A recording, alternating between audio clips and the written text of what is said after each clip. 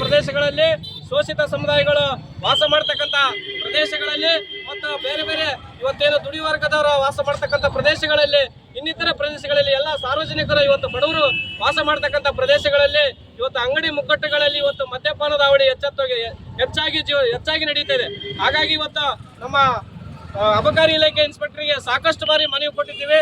ಈ ರೀತಿ ಆಗ್ತಾ ಇದೆ. ಇವತ್ತು ಸಣ್ಣ ಸಣ್ಣ ಮಕ್ಕಳು ಇವತ್ತು ಕುಡಿತಕ್ಕೆ ವ್ಯಸನಗಳಾಗಿ ತಮ್ಮ ಜೀವನವನ್ನು ಕಳೆದುಕೊಳ್ತಾ ಇದ್ದಾರೆ, ವಿದ್ಯಾರ್ಥಿಗಳು ಕಳ್ಕೊಳ್ತಾ ಇದ್ದಾರೆ, ಹೆಣ್ಣು ಮಕ್ಕಳು ಇವತ್ತು ಕುಡಿಯೋ ಚಟಕ್ಕೆ ಬಲಿಯಾಗ್ತಾ ಇದ್ದಾರೆ. ಇಂತೆಲ್ಲ ಕುಡಿಯೋ ಚಟಕ್ಕೆ ಬಲಿಯಾಗಿ ಇವತ್ತು ಕುಟುಂಬಗಳು ಬೀದಿ ಪಾಲಾಗ್ತದೆ. ದಯವಿಟ್ಟು ಇವತ್ತೇನ ಅಂಗಡಿ ಮುಗ್ಗಟ್ಟುಗಳಲ್ಲಿ ಮಾರ್ತಕ್ಕಂಥ ವ್ಯವಸ್ಥೆನ ಬಂದ್ ಮಾಡ್ರಿ. ಇವತ್ತೇನ MRP ದರಕ್ಕಿಂತ ಹೆಚ್ಚಿನ ಬೆಲೆಯಲ್ಲಿ ಮಾರ್ತಕ್ಕಂಥ ಇವತ್ತು ಹೆಚ್ಚಿನ ಬೆಲೆಯಲ್ಲಿ ಮಾರಾಟ ಮಾಡ್ತಾ ಇದ್ದಾರೆ ಕೆಲವು ಮದ್ಯಪಾನದ ಗ್ರಾಹಕರೆಲ್ಲ. ಹಾಗಾಗಿ ತಮ್ಮಲ್ಲಿ ನಾವು ವಿನಂತಿ ಮಾಡಿಕೊಳ್ಳೋದೇನಪ್ಪ ಅಂತಂದ್ರೆ, ಅಧಿಕಾರಿಗಳು ಈ ಕೂಡಲೇ ಎಚ್ಚೆತ್ಕೊಳ್ಬೇಕು. ಈ ಭಾಗದ ಜನರು ಬಹಳಷ್ಟು ತೊಂದರೆಯಲ್ಲಿ ಜೀವನ ಮಾಡ್ತಾ ಇದಾರೆ.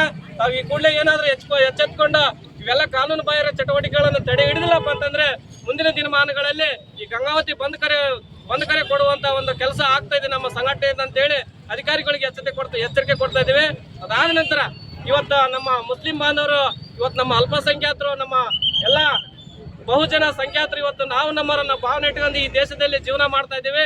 ಇವತ್ತೇನು ಈ ದೇಶದಲ್ಲಿ ಕೋಮುಗಲಭೆಯನ್ನು ಸೃಷ್ಟಿಸತಕ್ಕಂಥ ಕಲ್ಲಡ್ಕರ್ ಪ್ರಭಾಕರ್ ಭಟ್ ಅವರನ್ನ ಇವತ್ತೇನು ಮುಸ್ಲಿಂ ಹೆಣ್ಮಕ್ಕಳ ಬಗ್ಗೆ ಇವತ್ತು ಅವಹೇಳನಕಾರಿಯಾಗಿ ಮಾತನಾಡಿ ಅವರು ಹೇಳ್ತಾವ್ರೆ. ಭಾಷಣ ಮಾಡುವ ಸಂದರ್ಭದಲ್ಲಿ ಇವತ್ತೇನು ಹೇಳ್ತಾ ಇದಾರೆ, ಇವತ್ತು ಮುಸ್ಲಿಂ ಹೆಣ್ಮಕ್ಕಳಿಗೆ ಒಬ್ಬ ಗಂಡ ಯಾರಂತ ಗೊತ್ತಿದ್ದಿಲ್ಲ, ನಾವು ತಲಾಕ್ ತೆಗೆದ ಮೇಲೆ ಅವ್ರಿಗೆ ಗಂಡ ಉದ್ದೇಶ ಇಟ್ಕೊಂಡು ಇವತ್ತು ಅಜೆಂಡವನ್ನು ಇಟ್ಕೊಂಡು ಈ ದೇಶದಲ್ಲಿ ರಾಜಕೀಯ ಮಾಡೋಂಥವ್ರು ಇವತ್ತು ನೋಡ್ತಾ ಇರ್ಬೋದು. ಇವತ್ತು ಮಹಾರಾಷ್ಟ್ರ ಮತ್ತು ಉತ್ತರ ಪ್ರದೇಶಗಳಲ್ಲಿ ಮಣಿಪುರದ ಘಟನೆ ನೋಡ್ಬೇಕು. ಯಾಕಪ್ಪ ಅಂತಂದ್ರೆ ಹೆಣ್ಣು ಮಕ್ಕಳನ್ನ ಬೆತ್ತಲೆ ಮಾಡಿ ಇವತ್ತು ಮೆರವಣಿಗೆ ಮಾಡ್ತಕ್ಕಂಥ ವ್ಯವಸ್ಥೆ ಈ ದೇಶದ ಮನುವಾದಿಗಳು ಮಾಡ್ತಾ ಇದ್ದಾರೆ.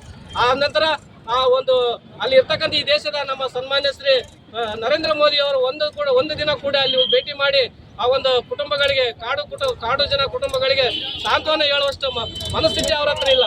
ಯಾಕಪ್ಪ ಅಂತಂದ್ರೆ ಅವ್ರ ಉದ್ದೇಶ ಅಜೆಂಡಗಳು ಬೇರೆ ಆಗ್ಯಾವು. ಹಾಗಾಗಿ ನಾವು ಇವತ್ತು ಜನ ಎಲ್ಲ ಎಚ್ಚೆತ್ಕೊಂಡಿದ್ದಾರೆ. ನೀವು ಏನೇನು ಮಾಡ್ತಾ ಇದ್ರಿ ಅನ್ನೋದು ನಾವೆಲ್ಲರೂ ನೋಡ್ತಾ ಇದೀವಿ. ಹಾಗಾಗಿ ಮುಂದಿನ ದಿನಮಾನಗಳಲ್ಲಿ ತೀರ್ಮಾನಗಳು ಬದಲಾಗ್ತವೋ, ತೀರ್ಮಾನಗಳು ಬದಲಾದ್ರೆ ನೀವು ಯಾರು ಆ ಸೀಟಲ್ಲಿ ಕೊಡಕ್ ಸಾಧ್ಯನಿಲ್ಲ ಅಂತೇಳಿ ಈ ಮೂಲಕ ಸರ್ಕಾರಕ್ಕೆ ಎಚ್ಚರಿಕೆ ಕೊಡ್ತಾ ಇದ್ದೀನಿ. ಜೈ ಭೀಮ್, ಜೈ ಪ್ರಬುದ್ಧ ಭಾರತ್.